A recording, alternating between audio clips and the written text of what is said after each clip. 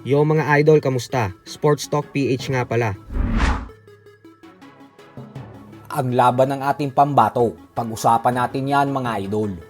Ngunit bago ang lahat ay huwag kakalimutang mag-subscribe at i-click ang notification bell button for more sports talk.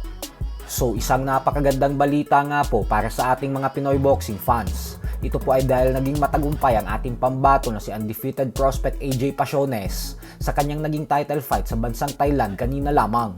Muli pong ipinamalas ng ating kababayan ang bagsik ng kanyang kamao matapos niyang patumbahin ng 5 beses ang Thai fighter na si Saenchayut Buon.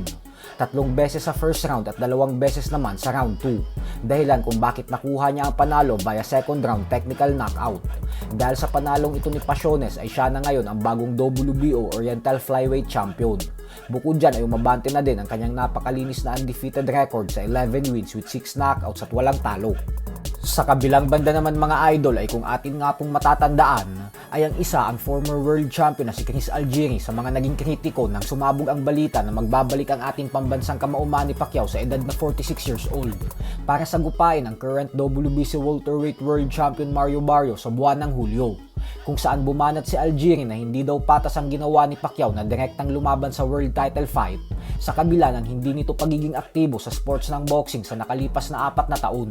Giit ni Algieri na paano naman daw yung mga ilang taon nang nagpapakahirap para lamang makapasok sa world rankings at nag-aantay na mabigyan ng pagkakataon na makalaban para sa isang kampyonato.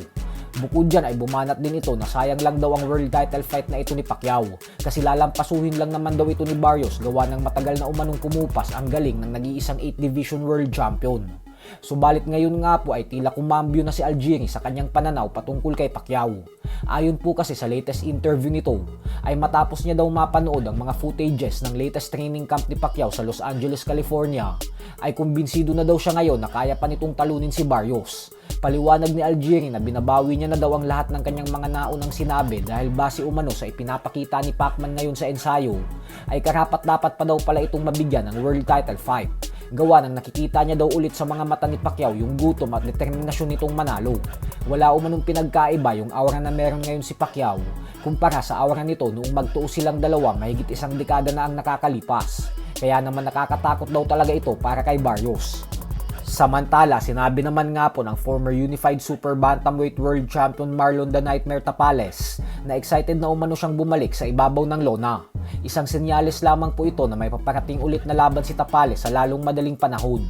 Inaasahan po na mabibigyan ulit ng pagkakataon si Tapales na lumaban sa isa na namang world title fight dahil matapos itong matalo via 10th round knockout kay Naoya Inoue ay nakabango na po ito at nanggagaling na siya ngayon sa 3 magkakasunod na panalo. So hanggang dito na lang po muna tayo mga idol.